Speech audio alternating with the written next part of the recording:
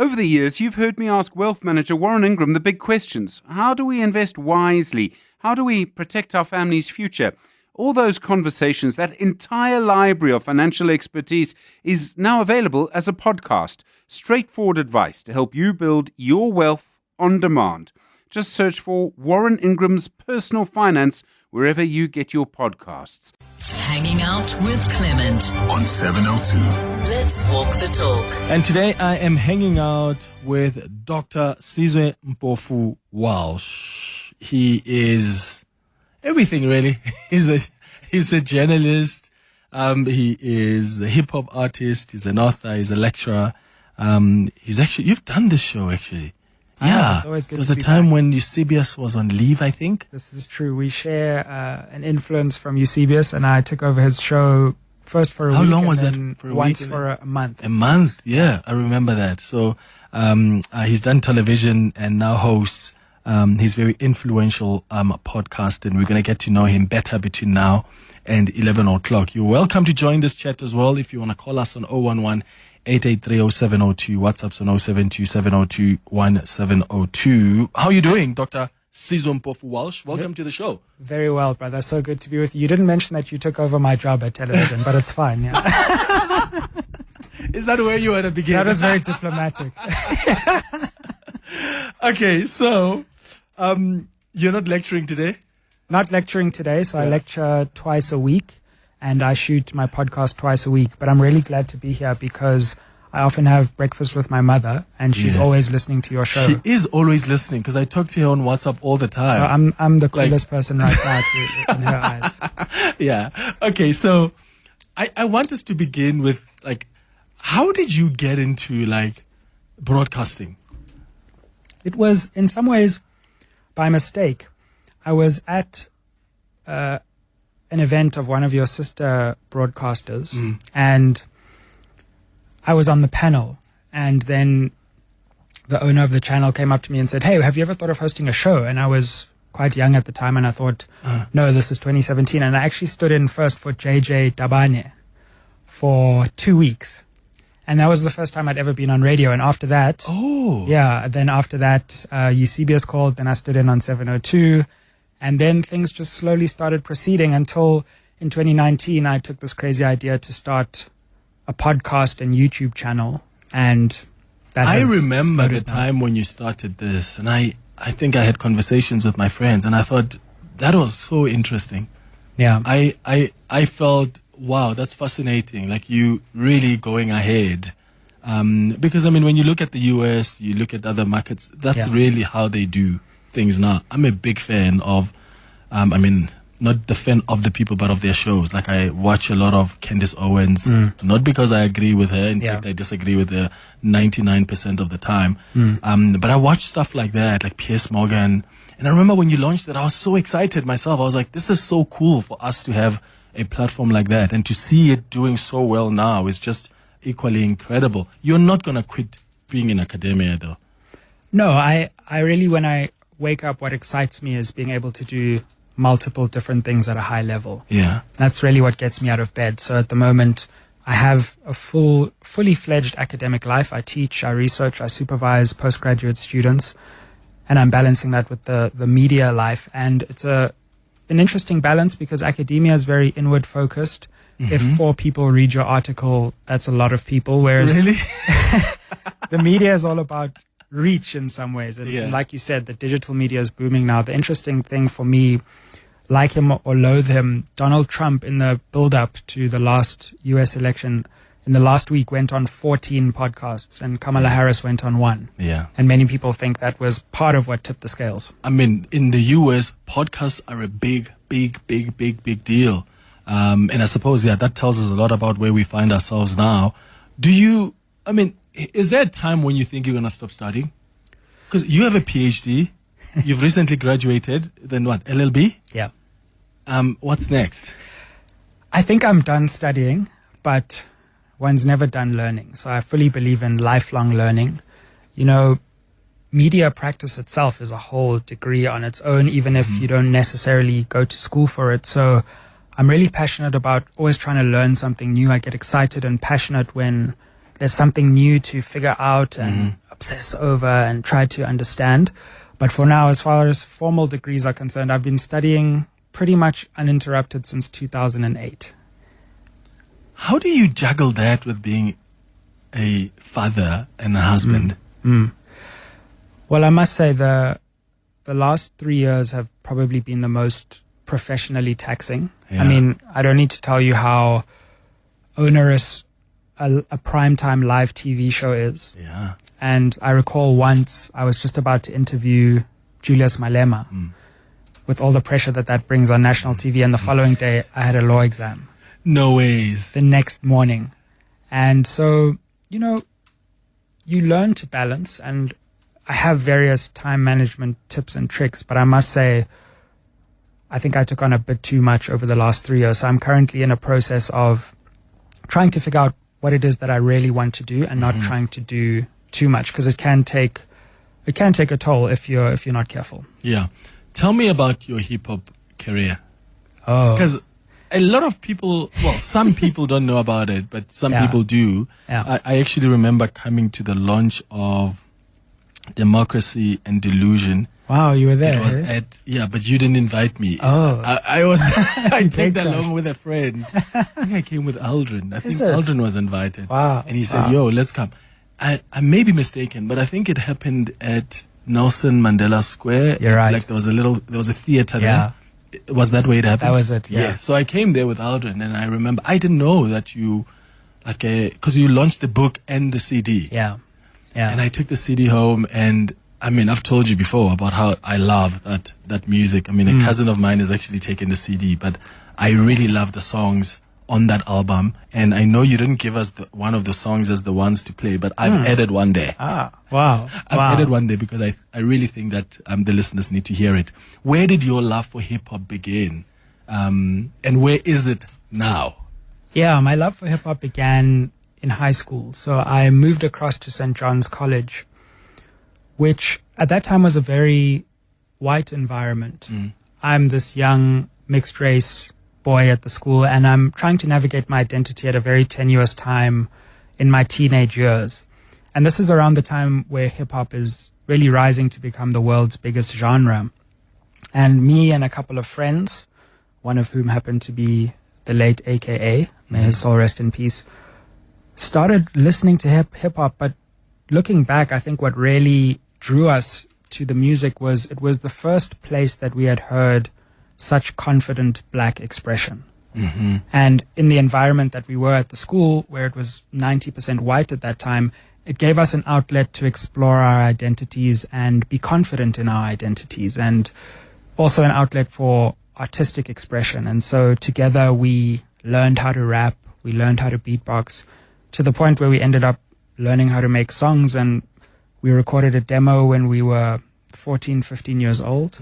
That turned into an album, which we released together. And I have such fond memories of those times. One memory sticks out, which is the first time we were ever in a studio, including the first time AKA was ever in a recording studio.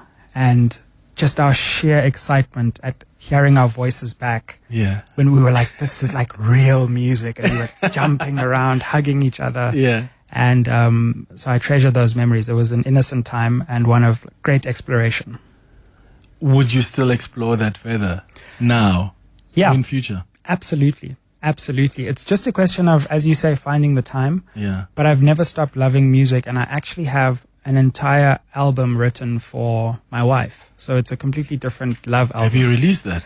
I've released one song, but I'm currently just thinking through like where I find the time to release it. But I've actually recorded 5 songs, which I'm sitting That's on. fine. What's the name of the song that you released? It's called In My Feels. In My Feels. Yeah, Okay. In My Feels. Interesting. All right, here's another song that Sizu released. It's actually one of my favorite, and I really wanted you guys to hear this. I have played it to you guys before, probably about 3 years ago on this show, but I'll play it again because that's how cool it is. You don't swear, right? On Mr. President? I'm not sure. I'll have to see. Well, let's see. I'll take the trouble if Yeah, you exactly. do. The beautiful people of South Africa who have been subjected to to a cruelty no other people in the world have seen. Brave, proud. It's called Mr. President by Sizwe Mpofu-Walsh, and I just love how raw and honest the song is. And you can tell how frustrated you were when you wrote the song. And for me, I'm always like, you spoke on our behalf, because a lot of us felt the same. There's a message from Gary on WhatsApp who says, Clement, tell him to make one about Cupcake too. I've said this to you before. Yeah. Like, please, you've got to do it. Are we going to premiere it on this show then? Can we? Please, if you write it, we have to premiere it on this show. There's more than enough material. There's That's for more sure. than enough material. Absolutely. 21 minutes after 10 o'clock. Over the years, you've heard me ask Wealth Manager Warren Ingram the big questions. How do we invest wisely? How do we protect our family's future? All those conversations, that entire library of financial expertise is now available as a podcast. Straightforward advice to help you build your wealth on demand. Just search for Warren Ingram's Personal Finance wherever you get your podcasts. Hanging out with Clement. On 702. Let's walk the talk. 23 minutes after 10 o'clock, we're hanging out with Dr. Sizwe Mpofu-Walsh on our Hanging Out feature this morning, and we'll be playing some music as well because he loves music. But I'm taking your calls as well on 011-883-0702. Let's start with your WhatsApps. Hey Clement, hi Sizwe. Just listening to Sizwe on the radio, and every time I see him doing something phenomenal, standing up on TV, having his own podcast, his shows, it really speaks to the person that I remember growing up with. And Sizwe was one of my really closest friends at school. The late AKA and myself grew up together in Tlantla, Mazi, the boys. It's amazing. These guys were phenomenal. And just stating out loud that every single day, the guys that were closest to you, it was a privilege growing up with you guys. And we feel it and we dream it every day. And watching you guys do amazing things, especially you Siz, it's next level.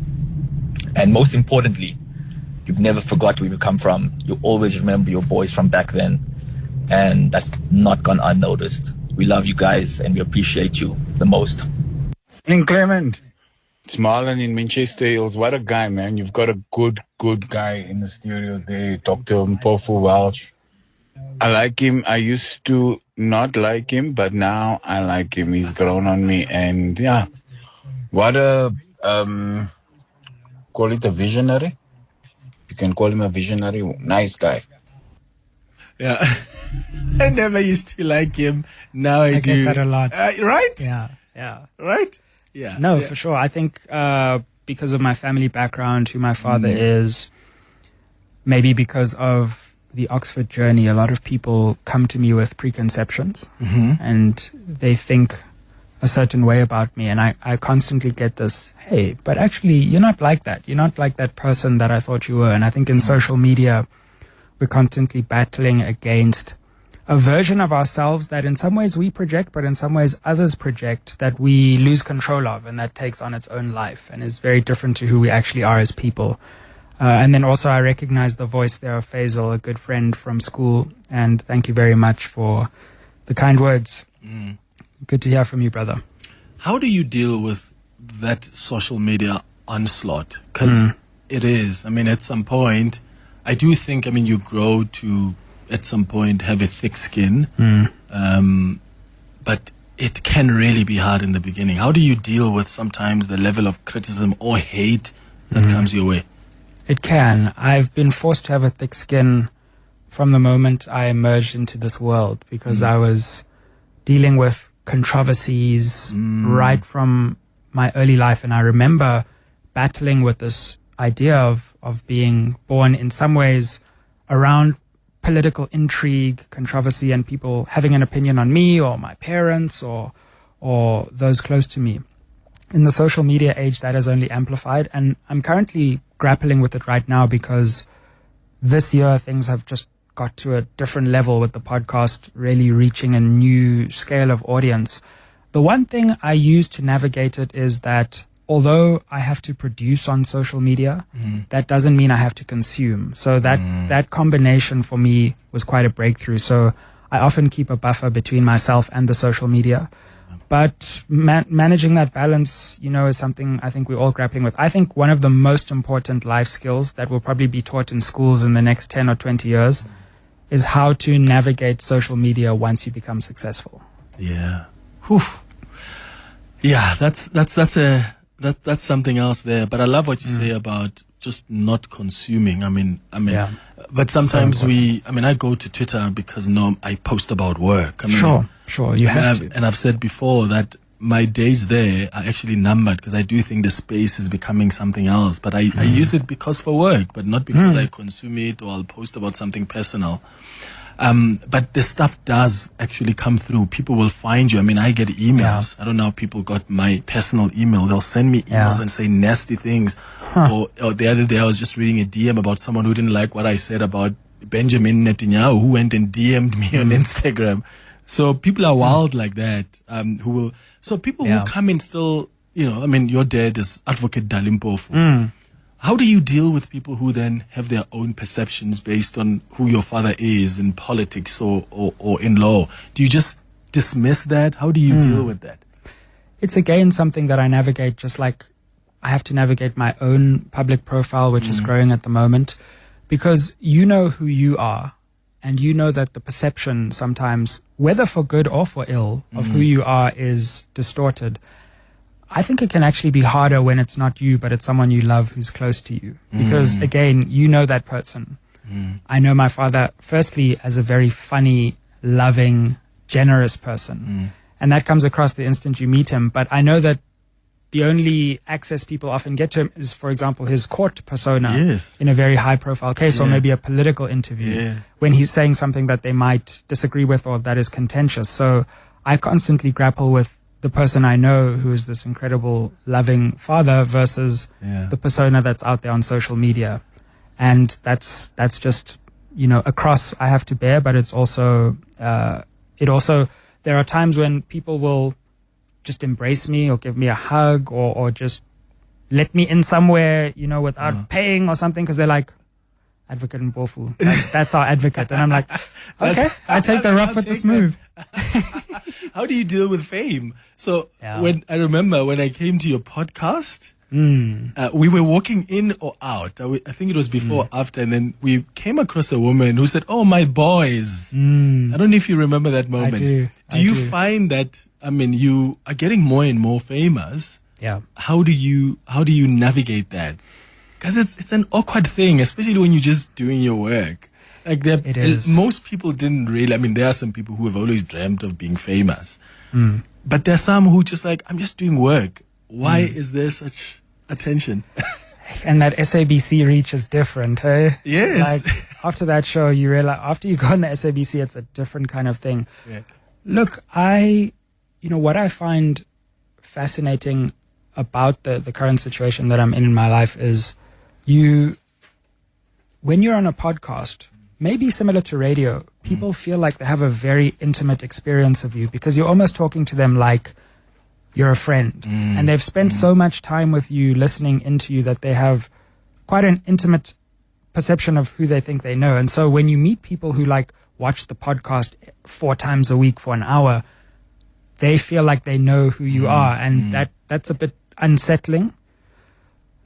But fame is a weird thing to negotiate. I think because I knew AKA at such a young age, it was in some ways amazing to watch his rise so early, but it was also cautionary because fame is a really dangerous thing. And if you let it get into your head, it can really warp your perception and you start trying to chase things that you didn't want to chase before. So, and my father's extremely famous too, and I witnessed his fame before I became at whatever level of fame I am currently now. So I've always been able to watch famous people, understand how they interpret it, and what's really important for me is just trying to detach yourself from this image of you, both the positive and the negative image, because both of those can play on you. When people criticize you unfairly, you think it's the gravest injustice in the world. And when people praise you unfairly, you can be seduced into thinking they're right when you deep down know that's not actually accurate. And the thing is, when people really love you, sometimes you'll never do anything wrong in their eyes. Yeah. So they'll just show you love just because they really just love you. And even though when you know deep down what you've done or said wasn't correct. All right, it's 10:32. Over the years, you've heard me ask Wealth Manager Warren Ingram the big questions. How do we invest wisely? How do we protect our family's future? All those conversations, that entire library of financial expertise is now available as a podcast. Straightforward advice to help you build your wealth on demand. Just search for Warren Ingram's Personal Finance wherever you get your podcasts. Hanging out with Clement on 702. Let's walk the talk. 20 minutes before 11 o'clock, we're hanging out with Dr. Sizwe Mpofu-Walsh. Let's go to your calls now and your WhatsApps. Let's start with you, Godfrey in Hammanskraal. Good morning. Morning, Clement. How are you? Kimnat, brother. Go ahead. You are sitting with an incredible man there in the studio. The guy is big, especially at this age. He is an encouragement and a motivation, if not an inspiration, to our youth and people in general. Look, I want to ask him a question regarding his podcast. To say, does he think that, given the guests that he attracts and he brings to his studio, does he think that was it not for his background, the fact that his father is Mpofu and he was raised up that in a political environment like that? Does he think that you could have attracted these people if it was not for his background? And thank you very much. All right, Godfrey, thank you so much for your question. Sizu? Godfrey, Dade, thanks so much for the question. In some ways, yes. However, I would say that as you grow in journalism, you inevitably build a network of people. So networking is crucial, but did I have a leg up in being able to build that network? Certainly, and it comes to a deeper point about the extent to which there are some people who say that everything I do is because I have a famous father. One thing that was really important for me on that was when I arrived at Oxford, because I had those questions for myself. I was like, well, is this because of networks or is this because of my ability? But once you get to Oxford, like, nobody cares who Dali Mpofu is, right? I remember in the course that I did the year before, Chelsea Clinton was in that same course. Jeez. And that's just a different level, right? That's another level. So when I was there, nobody knew who my parents were, and I was still able to excel. And that was really important for me because it was kind of like a life experiment. So there's no doubt that not just my father, but my mother worked hard to open many doors for me. But I think it would be fair to say that I've walked through all those doors. Yeah. Peter, you are in Senton. Good morning. Hi, how are you? Hi, go ahead, brother. Yes, hi. Sizwe, I'm well, I would say really best friends, but I'm friends with your mother and your dad. In fact, Wonderful. They said your brother, older brother, when he had Panatu, when he was a student there, and your mother was the warden there. In fact, she still owes me that the money for babysitting your brother. Terry, pay up. Yeah, you have to pay up. Yeah, it was 5 rands, by the way. The going rate to that. But you must add inflation. Inflation, my brother. Yeah, I just want to know your surname. It's fascinating. I don't know how it came to your surname. I mean, yes, I understand the Mpofu part, but how the Walsh part came up by Walsh here, because your mother is Terry Oakley Smith. And also, speaking of your brother, is he also Walsh? All right. Peter, thank you for the question, brother. Thank you. Yes, this question has confused many people. It's my mother's maiden name. So she was married later and then took on the surname Oakley Smith. But Walsh was her maiden name, and that's the name that I took on. But so my brother is Oakley Smith as well, because his father was Oakley Smith. That was the marriage. But glad to hear you knew her from the Barnato days. That was the first place I ever lived. My mom was a warden at Wits, where I now work. So I have fond memories as a child of running around the Wits campus, there by Barnato Hall and the law school. Yeah. How was it being raised by activists? Like when are you conscientized at a young age? Are they talking to you about the reality of this country and its history, or are they allowing you to just grow into your own? Very much so. And I might add, like I say, I absolutely love my father and have always had a wonderful relationship with him. But I was raised by my mother. And that's always interesting in my own life, in that I'm seen through the prism so much of my father. But if you want the parent who had a day-to-day impact on me, it was my mother who raised me in many ways as a single mother.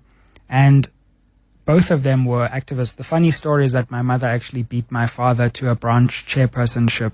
Are you kidding? In an ANC branch, in the early 90s. And she jokes he's never forgiven her for that.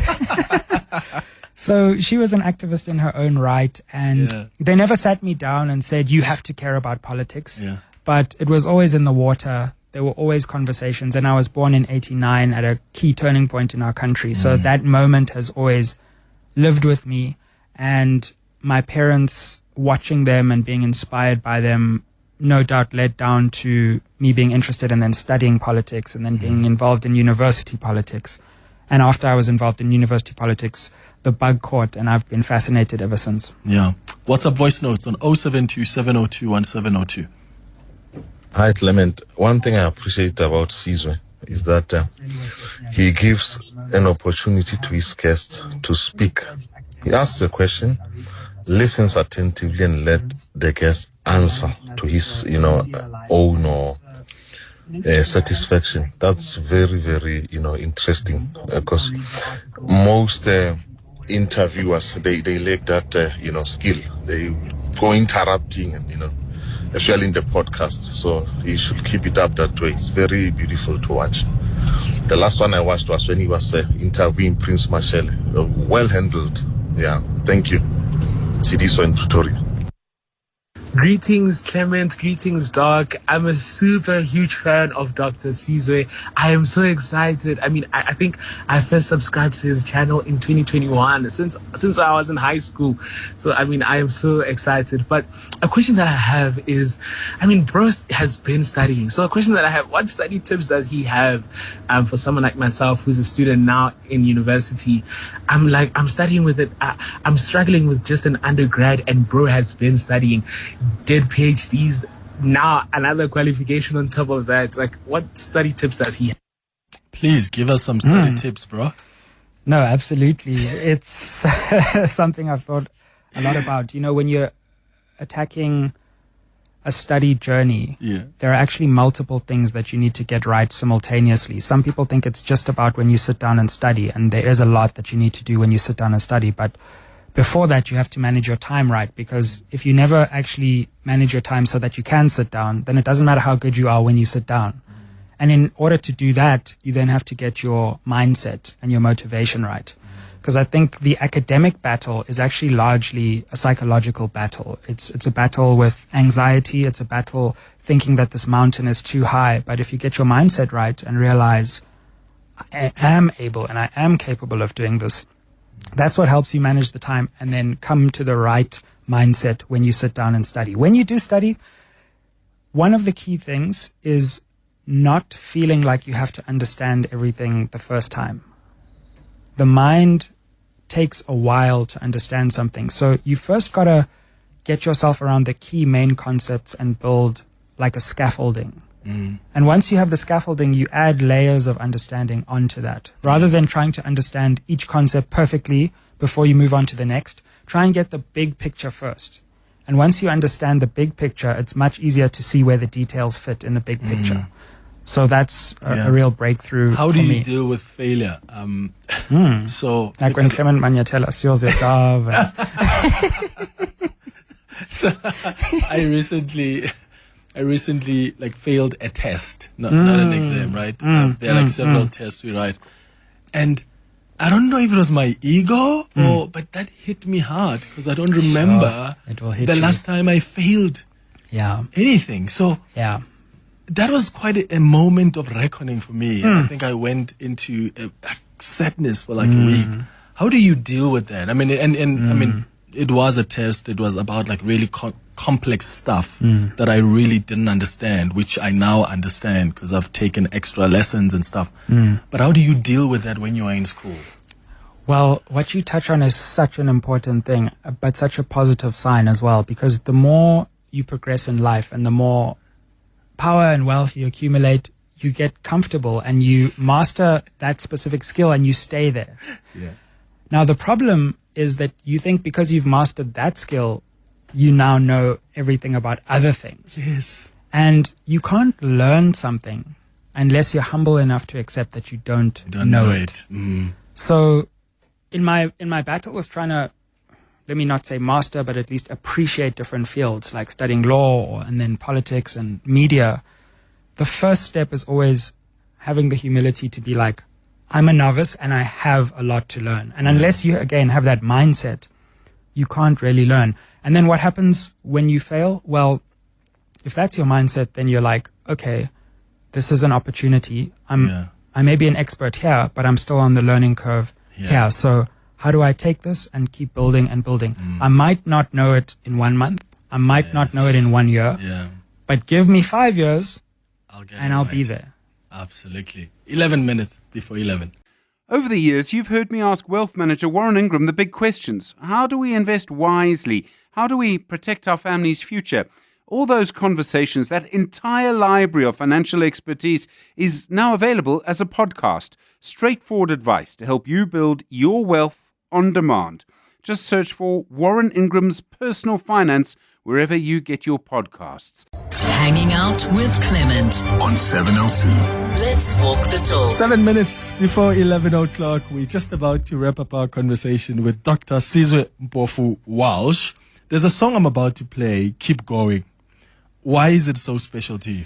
This song is so special to me because I have a 3-year-old son, and part of our bedtime routine, although I'm now trying to wean him off it because he doesn't want to sleep before he listens to it sometimes, is to dance to the song. Okay. So this is a song that unites me and my boy. I keep going, I keep going, I keep going up. You been getting laid. It's a lovely song. It's a lovely song. I think I would also, like your son, want to dance to this every night before I sleep. Let's wrap up with some WhatsApp voice notes. Hi, Clement. Selfishly, I would have wished that this conversation would concentrate on how Sizu managed his time for so much that he's doing. As he says, he's been engaged in studying for the last 15 years. Like, how does he get the energy, the strategy there? Maybe this show is not about that, but that was my expectation. I would like to see a book on that that some of us can use, to inspire the young. Sizu from Joburg South. Yeah, in fact, I think we started there. We started with how are you managing, but please, for the benefit of this listener. Sure. Yeah, because you do a lot of things. Well, the one resource I'll give you is there's a fascinating person called Cal Newport, whose work I respect a lot. He talks a lot about time management. I'll say 2 main things. Firstly, it's not necessarily just about what you do, but it's also about what you don't do. So I don't drink, I don't smoke, and I've realized, in hindsight, actually just that cuts out a lot of stuff in my life that I just don't do. So I do have time to do the stuff that I want to do.